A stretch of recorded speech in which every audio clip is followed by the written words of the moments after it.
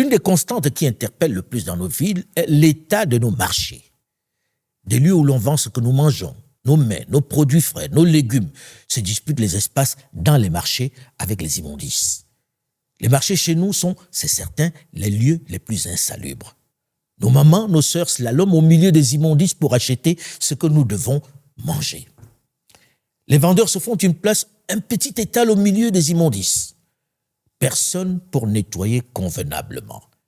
Immersion au marché de Pompage à Kinshasa avec notre reporter Laura Lequefac. La pluie tombée plus tôt ce matin n'a pas ralenti l'affluence habituelle. Au pied des passants, des déchets décorent le sol congolais. Ici, la présence de caméras dérange. Au risque de se faire agresser, nous suivons les consignes de notre guide et filmons ce reportage en toute discrétion. L'insalubrité à la peau dure à Kinshasa, la capitale. Mais recueillir l'avis de certains commerçants sur le sujet peut être mal perçu. Il est 5 heures ce matin-là. Il fait 27 degrés. C'est l'heure à laquelle s'achève le travail de nuit de ces ouvrières que nous croisons sur la route. Constituant un petit groupe, elles nettoient certaines artères de la ville. Dans ce centre-ville visiblement propre, un passager de ce car jette pourtant sa canette sur le trottoir et personne ne s'en soucie. Quelques kilomètres plus loin, nous arrivons à Pompage, un carrefour occupé illégalement, devenu avec le temps un vaste espace commercial à ciel ouvert. Ici, il est encore tôt, mais la saleté, elle, est déjà bien présente. Le marché n'a pas été nettoyé la veille. Les déchets se mêlent à la poussière, comme s'ils faisaient partie intégrante du paysage. Les rares traces de nettoyage se limitent aux espaces où les commerçantes doivent installer leurs marchandises. Chacune nettoie juste ce qui lui est strictement nécessaire pour vendre. Bon, pas moyen qu'on fasse correctement notre travail.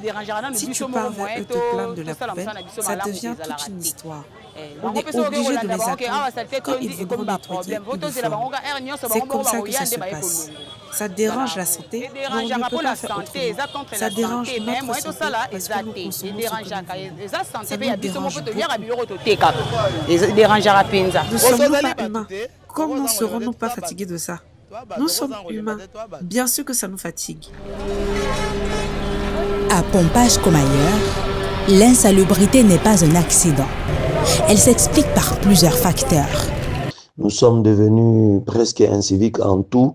On jette partout, on jette comme on veut, même les intellectuels. C'est aussi le problème de la destruction de la chaîne de traitement des déchets.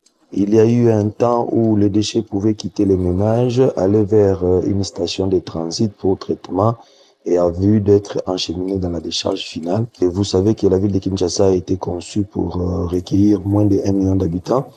Et actuellement, la ville de Kinshasa regorge en son sein entre 17 millions et 19 millions d'habitants. Les aliments sont les plus exposés à la contamination. Les vendeurs sont conscientes des risques, mais n'ont souvent pas d'alternative. Tellement mal à l'aise, à mettre quand on fait les salles. Et avant, il y avait des espaces. Il y avait des espaces où les gens allaient creuser des trous, ils enfonçaient les déchets. Mais aujourd'hui, toutes les places sont occupées. À Pompage, la saleté ne disparaît jamais vraiment. Elle se déplace, s'éparpille, renaît chaque jour, portée par l'activité humaine, essentielle pour ces milliers de Kinois, mais laissés seuls face à ces déchets. Ici, chaque journée est un recommencement. Un cycle de déchets qui se répète sans véritable solution durable.